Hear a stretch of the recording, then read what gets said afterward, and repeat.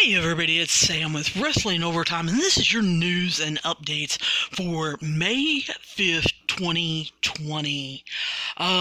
There is a lot of WWE news, not a whole lot on the indie scene or on the AEW scene, so just want to make sure that you guys kind of know that. A couple of you wrote me asking for Charlie Caruso's text number, and I'm going to give it here in a minute, but she didn't erase it or anything, so I'm not real sure why different people were having problems finding it. For those of you who don't know, Charlie Caruso is the backstage interviewer for WWE programming, and she joined what is called Community, where they give a number to a celebrity star, wrestler, athlete, whoever.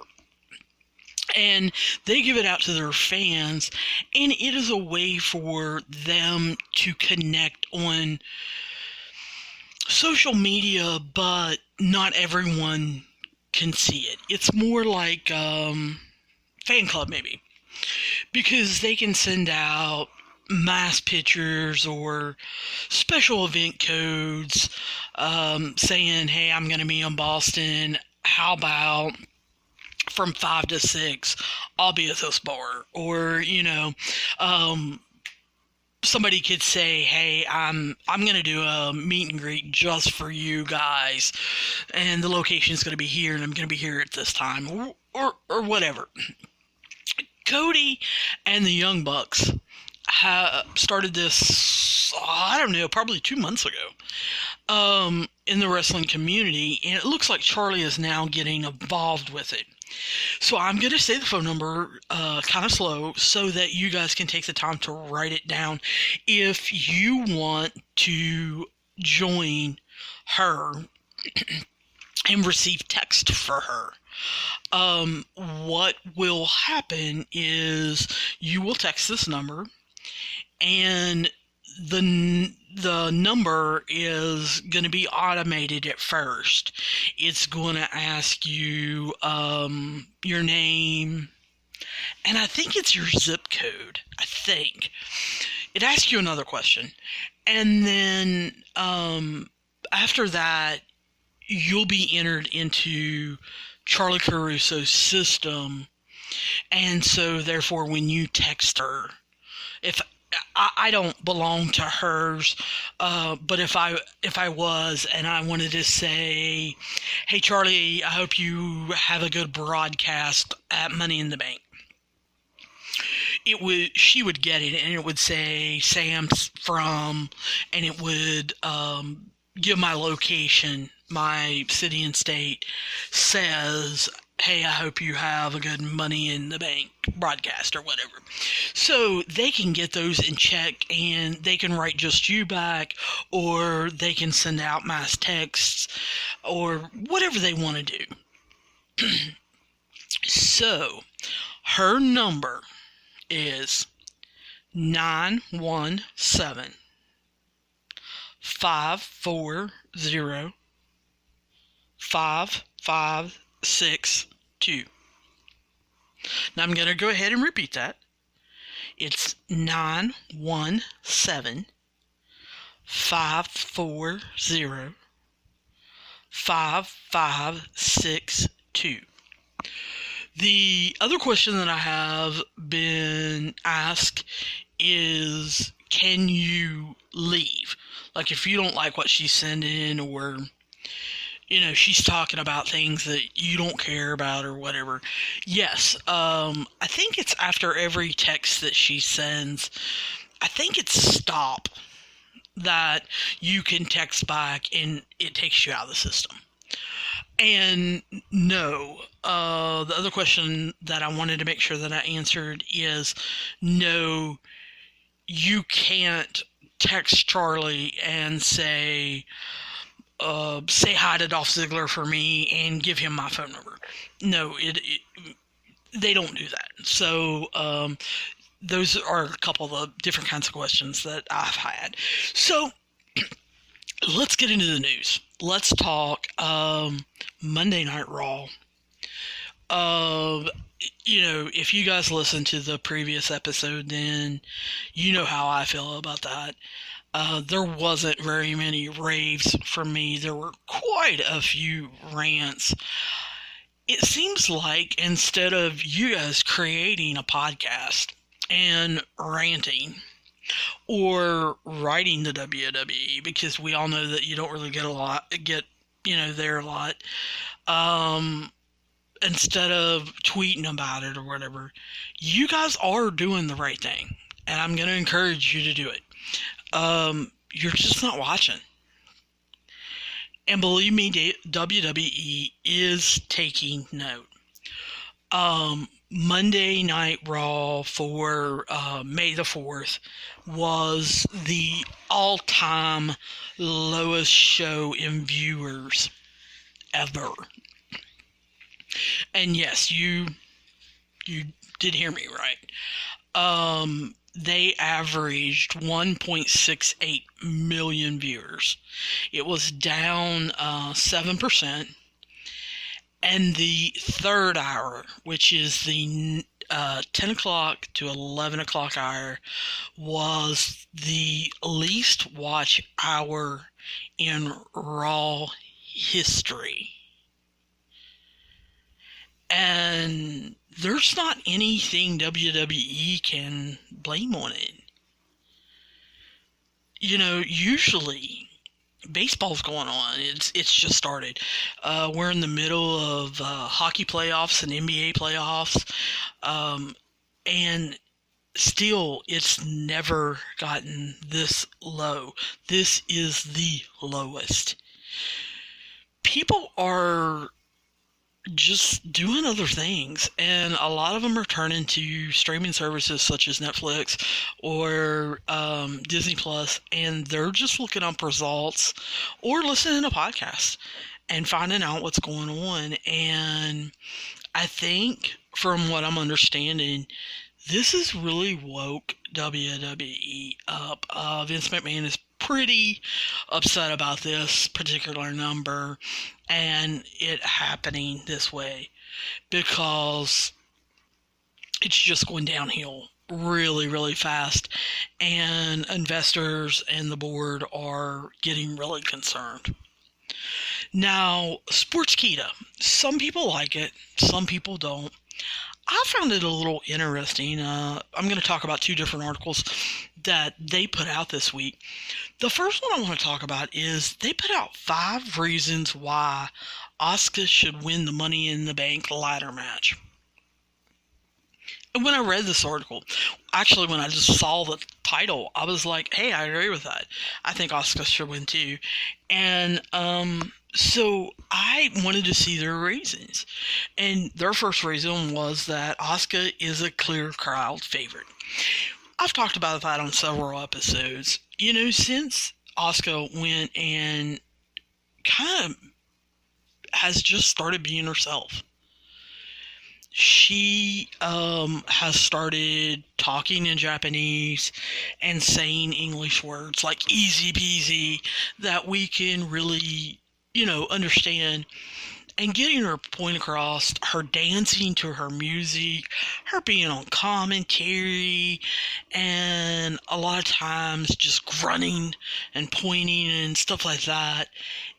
She has really become a crowd favorite because I think everybody can see how much fun she's having. And we always knew that she was a good wrestler, but it was almost like they were trying to pigeonhole her into certain things, and she's just having fun now. And, the second reason is Asuka does deserve the spotlight.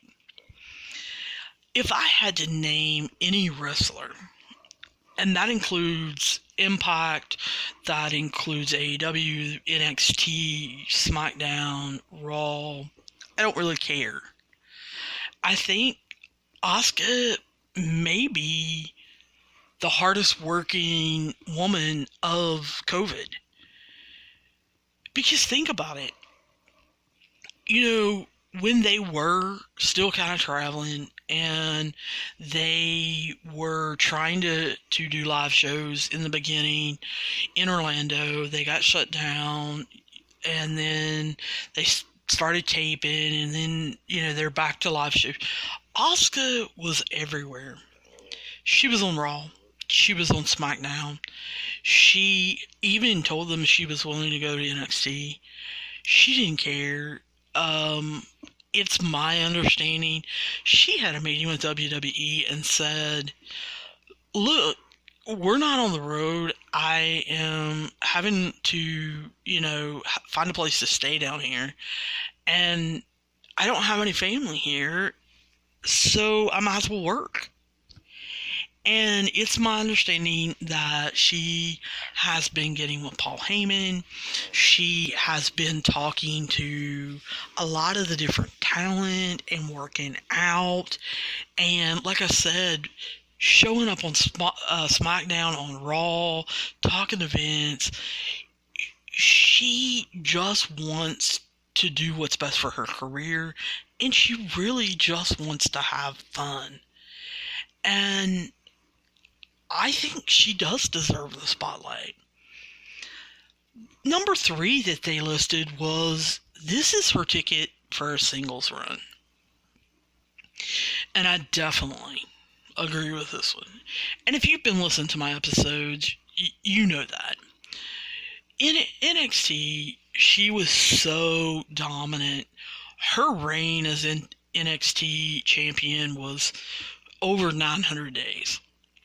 She was on a winning streak, and people couldn't wait for her to get up to the main roster. And then they fed her to Charlotte, and I don't know, she just kind of almost lost her. And I don't know if it was because in NXT they don't travel. And so when she come up to the main roster, she was traveling. I don't know if anybody really kind of took her under her wing or anything like that. And so I'm sure it was a little hard on her. It seemed like WWE almost put her on the back burner. And especially once Ronda came, they almost put her down on mid-card.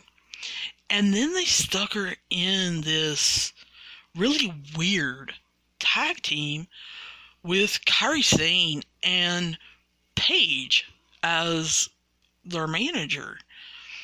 And while Paige may fit her now with her heel persona, her doing the green mist that she was doing, the dancing, the evil tactics, the shouting, that fits more along the lines with Paige, how she is now.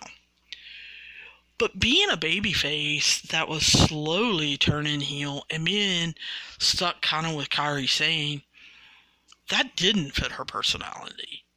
Them being managed by Paige just didn't make any sense. And here, they had created a character of an empress royalty with Asuka, where she came out in masks, in fine robes, and they stuck her with Kairi Sane, who kept her pirate gimmick, and they came out to Asuka's music, and it didn't fit. And, I thought after 2 weeks someone would pull Kairi aside and say, you need to get a robe. If you don't want to wear a mask, whatever. But you gotta drop the pirate thing. Slowly, Kairi Sane started doing an umbrella thing. I guess she thought maybe that was a little bit to do with the Empress. I don't know. It made me, when she would, pop open the umbrella before she would spin it, I was thinking she was Asuka's servant, and she was going to be the one to shield Asuka from the sun. Is kind of the way I saw her. She was a sidekick. She was the one that took all the pain while Asuka come in and, basically saved the day and got the pins. And it hasn't worked out. Even though they were champions, it's not working. Asuka needs to be a singles wrestler. And I think if she would win Money in the Bank, that would give them a reason to slowly shift Kairi into something of her own. Whether it's to find her another tag partner or it's to let her go on a singles run, I don't know. But it is going to be Asuka's way out of kind of coming back and maybe making her a little dominant. I also think that number 4 is correct with Sportskeeda. They said the element of surprise. And they talked about how Asuka has always basically had this element of unpredictability about her. And I totally agree with that. I think in NXT she had that, and then when she came up to the main roster, you never were really sure what she was going to do. When she first came to NXT, and when she first came up to the main roster, she was known as a striker. She was extremely quick. She could come at you with different striking moves. But she also wasn't afraid to climb up the ropes and do a couple aerial maneuvers. And then, of course, she had the Asuka lock, which is a submission move. So she was semi-well-rounded. I think being on the main roster has made her almost even more well-rounded. And I think if they would let her go, I think she could show us even more. So I totally agree. She has that element of surprise and unpredictability even more now. When she brought the green mist out and started, spraying it in people's face, no one knew when it was coming. Everybody knew after the first time she had that capability, but they weren't sure when she was going to do it. So there was unpredictability. Now it's, you don't know whether she's going to dance or all of a sudden, do a spinning kick and kick you in the face. And I think that's what makes her almost dangerous in this Money in the Bank new match. With them starting on the bottom floor and having to go to the top, you don't know what she's going to do, what she's going to pull. She's very smart, and so you don't know what weapons that she can find in there to use. And number 5, I didn't really realize. I read, like I said, the Sportskeeda article, and I was like, oh my gosh, they're right. I never really sat down and thought about it. Number 5 is to tap into Asuka's unfilled potential. And I thought, no, we've seen Asuka. But then as I continued, no, she really does have an unfilled potential. Think about it, since she's been up to the main roster, she's really only had 2 semi-long programs. And that was with Charlotte, and that led to her first loss. And then Becky, which she beat Becky, and then it allowed Becky to get into the Royal Rumble, which allowed her to win it and, get into the WrestleMania match with Ronda. And she kind of semi-forgot about Asuka. But then Becky came around this year and wanted to revenge that loss and did. But when you think about it, she's never fought with Sasha. Yeah, she's had matches and stuff, but I mean, she's never had a program. She's never had a program with Bayley. She's never really had a long program with Natty.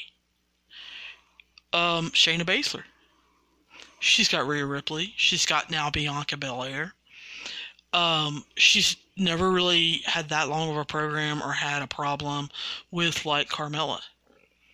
And then when you add Sonya Deville, Mandy Rose, and Liv Morgan in there, she's never really had a program with them. And so she does have a lot of untapped potential of programs. You could do 3-6-month programs with different kinds of wrestlers and show her off and really push her and get different people chasing for the championship, just for the simple fact that Asuka's not been in a program with her. I've seen a lot of people go back and forth on this next news story as far as on the internet, asking and slow-moing and people wondering, well, Wrestling Inc. come out and Apollo Crews' injury really was a work. It is not real. He is not hurt. He knew about it ahead of time. He knew he was not going to be taken out of the Money in the Bank ladder match, that he was going to be replaced by AJ Styles. So, no, he is not hurt. There is talk, and I couldn't find anything on Wrestling Inc., but I did find some other sites that are not some of the top sites saying that there is some discussion on whether they need to turn Apollo Crews heel now and kind of use him to get back at people. So I think we're going to have to wait and see how long they keep him out with this injury. Yes, I'm doing finger quotes. And whether or not he gets to come back as a heel. Matt Cardona, who is Zack Ryder, for those of you who don't know, was on Busted Open Radio. And I found that conversation really interesting. Busted Open Radio, for those of you who don't know, is on SiriusXM. But it's also a podcast. They don't put the whole show. The show on Sirius is 3 hours long. And it's every day, I think, or 6 days a week. It's either 6 days a week or it's every day. It's hosted by Dave LaGreca and Bully Ray, Tommy Dreamer, and Mark Henry, and they rotate. But he was on there the other day, and he said that his contract was coming up soon, and he really didn't know what to do.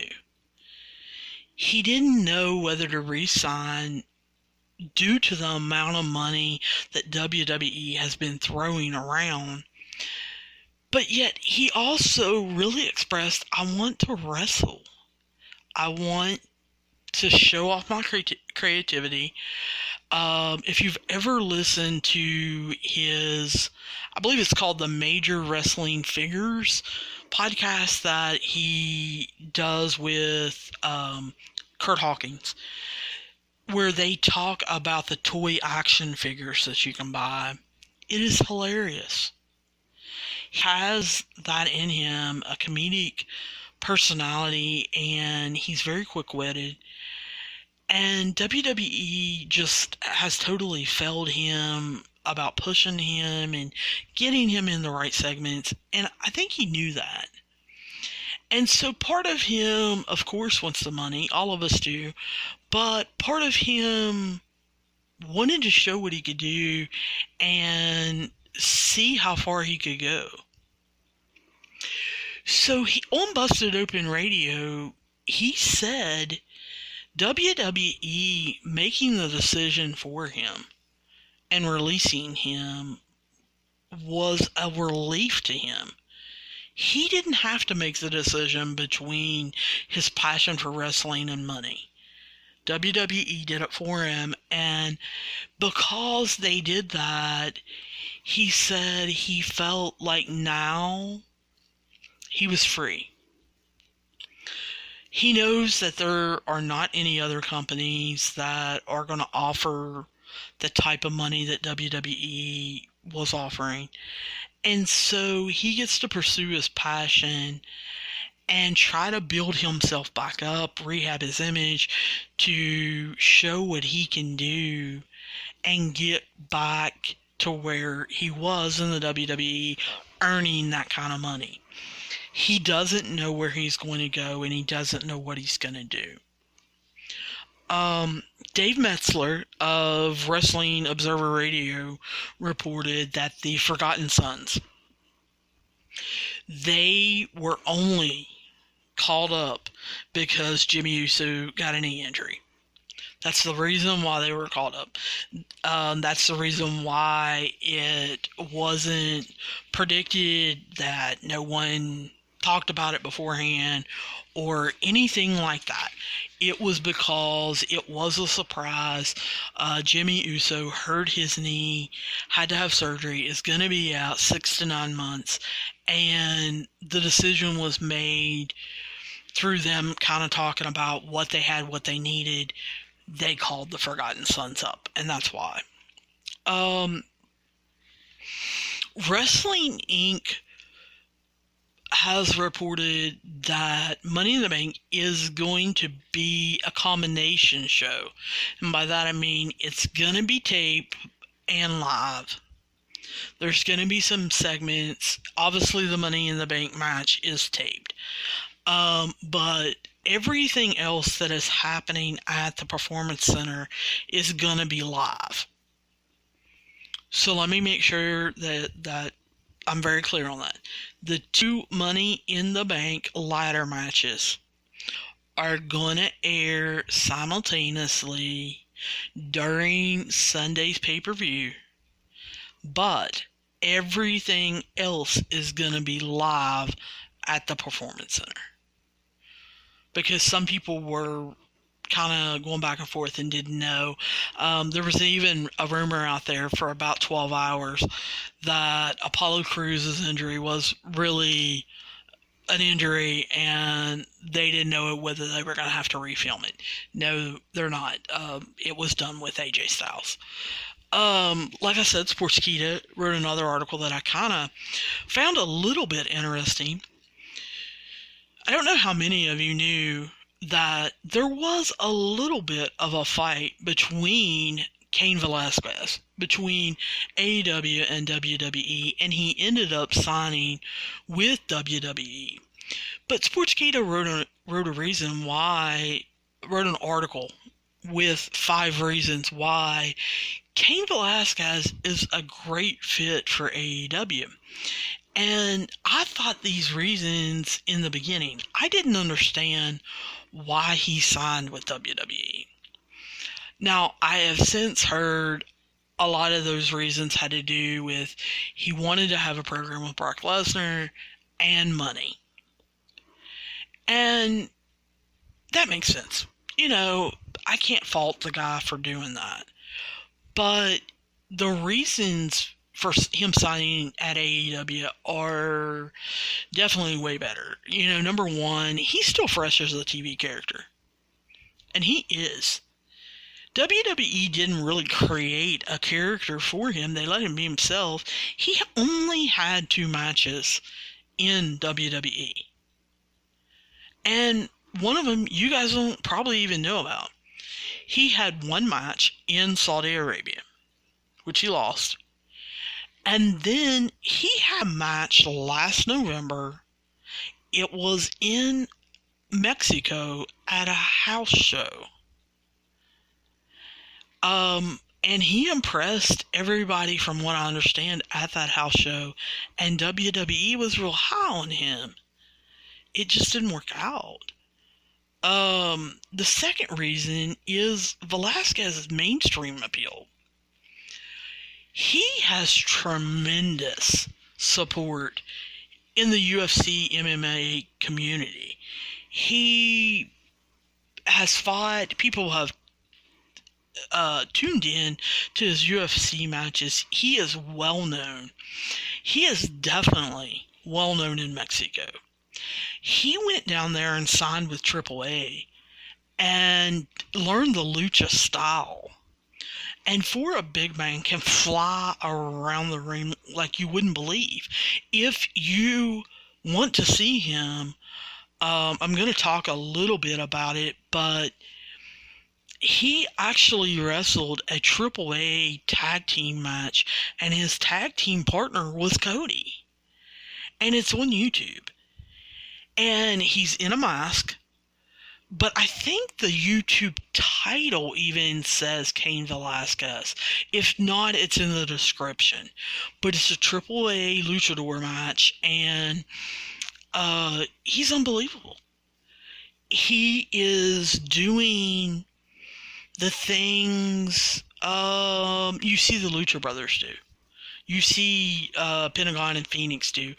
As far as walking along the ropes, doing the flips off the top rope, doing clotheslines and back bends. That is what Cain Velasquez is doing. And it's unbelievable for a man of his size to be showing that off. So he is a superstar in Mexico. And AEW doesn't, other than the Lucha Brothers, doesn't really have any Latino Mexican influence. And so I think it would be great if they could bring him in. Number 3, he's an older guy. I want to say he's 37 or 38. And AEW has a lighter schedule. It's very well known. You know, they tape once a week, or they're live once a week, and they are more relaxed. They have a different backstage atmosphere.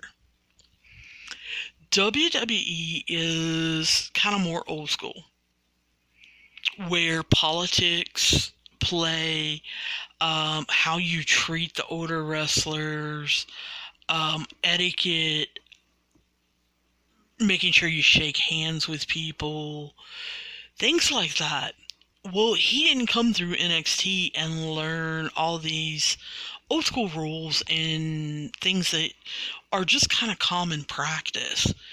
And so Cain Velasquez actually offended some people in the WWE by not doing some of these things and not showing preference to some of the older wrestlers that had been around.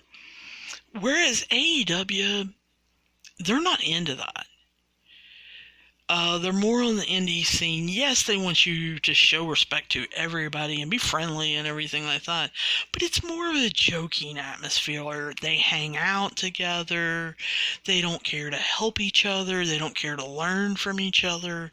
And it's more of a collegial style atmosphere where Cain Velasquez, I think, would be a little more relaxed and kind of fit in more.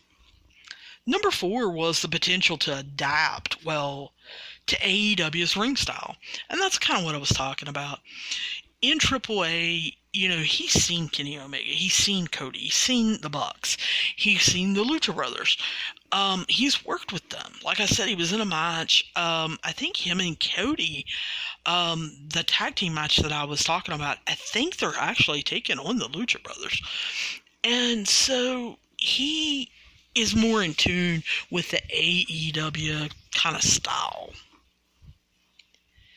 The other thing, and the last thing, he's a genuine heavyweight. And we talked about this a couple episodes ago. Can you imagine if Cain Velasquez joined AEW's heavyweight division? We talked about the heavyweight division. It's Jake Hager, Lance Archer, Dustin Rhodes, Brody Lee, and there's one more, and I can't. Oh, Luchasaurus. if you put Cain Velasquez against any of those 5 guys, they're going to have a heck of a match. What about Jake Hager versus Cain Velasquez? They're both MMA fighters, but Jake Hager is more of a wrestler, whereas Cain Velasquez was more of a striker, but he has learned the lucha style of wrestling. So can you see Jake Hager trying to get him down on the ground and him rolling, countering, and doing a nip up and going up against the ropes and doing some kind of moonsault or something like that against Jake Hager? I think it'd be unreal. It's just craziness what could happen. So I do hope that AEW's feelings were not hurt when he turned them down with WWE, and that they do go after him. Now, I've heard a lot of people say, oh, WWE, they're live from here on out. The Florida governor, Vince McMahon donated, and they're an essential business, and they're going to be live. Yeah, not so fast, my friend. No, they're not. They, on Monday, May 11th, here's their schedule. Monday, May 11th, what they're going to do that day, they're going to tape that night's Raw. It will not be live. And they're going to tape May 15th SmackDown. So let me repeat that. Monday, on May 11th, they're going to tape Raw and SmackDown for that week. On Tuesday, the very next day, May 12th, they're going to tape May 18th Raw and May 22nd SmackDown. On Wednesday, May 13th, they're going to tape May 13th NXT, that will air that night, and May 20th NXT. Then they're sending them home on May 13th, and they're bringing them back on Monday, May 25th, and they're going to go through almost the same schedule for, I guess, the first 3 weeks of June. So it is going to be a combination of kind of live, but mostly taped. And so for those of you who are saying WWE, oh, they're going to go back live and their shows are going to be so much better, you're wrong.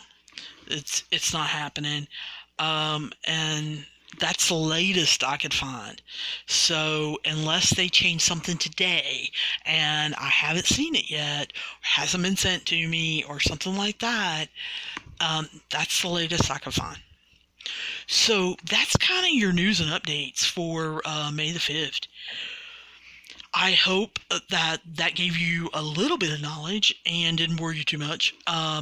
If you guys have any questions, comments, problems, or protests about anything that I've said, you want to argue, you want to disagree, you want to send me an article that says I'm garbage, whatever, feel free to write me at wrestlingovertime@gmail.com, or hit me up on Twitter or Facebook page at Wrestling Overtime.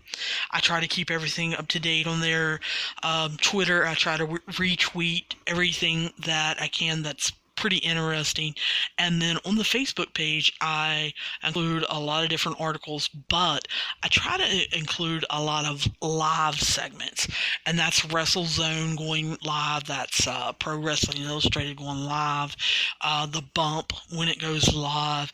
Different interviews with superstars, either on podcasts or on Zoom or something like that.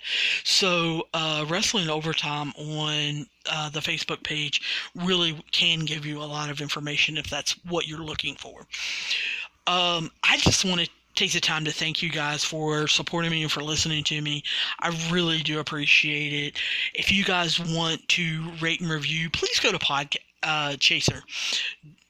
I'm not telling you not to rate and review in Apple Podcasts. Feel free to do that. but everybody doesn't listen to Apple Podcasts. But Podchaser is open to both Android and Apple users, and you can write your ratings and reviews there, and also create lists and interact with creators of podcasts, and talk to them and everything. So you can do that for all of the podcasts that you guys listen to. Well, I'm going to end this, and I hope that you guys are being safe and that you have a wonderful time, and I will talk to you soon.